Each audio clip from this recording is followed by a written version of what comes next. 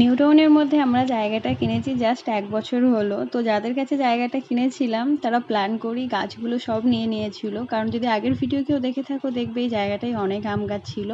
তো জানি না তাদের কি মনে হয়েছে প্ল্যান করে, মানে কোনো রকম আমাদের একটা স্ক্যামই বলতে পারো, স্ক্যাম করে গাছগুলো সব কেটে নিয়েছিল। জাস্ট একটা গাছ রেখে দিয়ে দুটো গাছ রেখেছিল, সেই দুটো গাছে খুবই ছোট ছোট দুটো ডাল ছিল একটা করে। তো বলে না ওপরবেলা চাইলে সব কিছু সম্ভব হয়। এই জায়গাটা যেমন আমাদেরকে আল্লাহ করিয়ে দিয়েছে, তেমন গাছের ফলটাও ঠিক সেই রকমই আমাদেরকে দিয়েছে। আমরা কখনোই এক্সপেক্ট করিনি যে আমাদের এই একটা গাছের ডালে আমরা এত আম পেতে পারি, 1 বস্তা আম পেতে পারি। জায়গাটাতে এখন অনেক গাছপালা হয়ে গেছে ঠিকই, বাট এটা ক্লিন করে আরও সুন্দর লাগবে।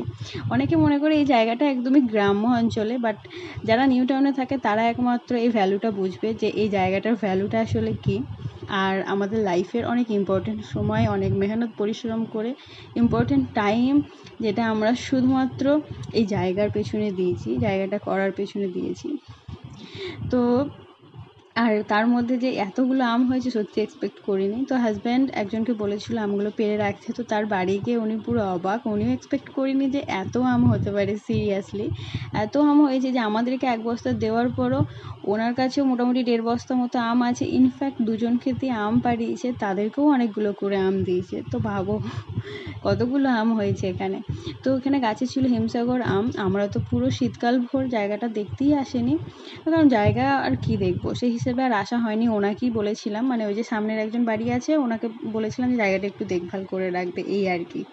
তো তারপর সাডেনলি 2 দিন আগে এসে দেখছি যে আম গাছটা অনেক বড় বড় আম হয়েছে। তো ওনাকে বলি পাড়তে, তো আমরা ভেবেছিলাম ওই 20-50টা মতো হবে। বাট কথাই বলে না ওপরবেলা যদি চায় তো মানুষ যতই চাক না কেন যে কারোর কোনো কিছু হতে দেবো না, অন্য কেউ কারোর ক্ষমতাই নেই সেই জিনিসটাকে আটকানোর। আমাদের জমিটা বলো বা এই গাছের আমটা বলো, হয়তো অনেকেই চেষ্টা করেছে না হওয়ার, বাট তারপরেও উপরবেলা আমাদেরকে সেটা দিয়েছে, আমার হাজব্যান্ডকে দিয়েছে, তার মেহনতের ফল হিসেবে দিয়েছে। তো এই আমগুলো দেখে আমরা সত্যিই অনেক বেশি ভালো লাগছিলো, অনেক হ্যাপি ফিল হচ্ছিলো। এই যে দেখো আমের সাইজগুলোও অনেক বড়। আমি তো অতটা জানি না আমের কী নাম, বাট আমাদের ওখানে যে গাছগুলো আছে সেখানকার এক্সপিরিয়েন্স থেকে আমি বলতে পারি এটা মেবি বোম্বাই হিমসাগর আম। আর 3টে আমে এখানে 1 কিলো হয়ে যাবে, এত হিউজ হিউজ আম ছিল।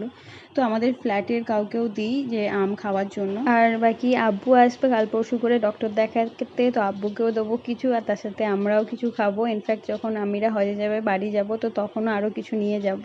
অনেক আম রয়েছে আমাদের, এখন অনেক দিন চলে যাবে।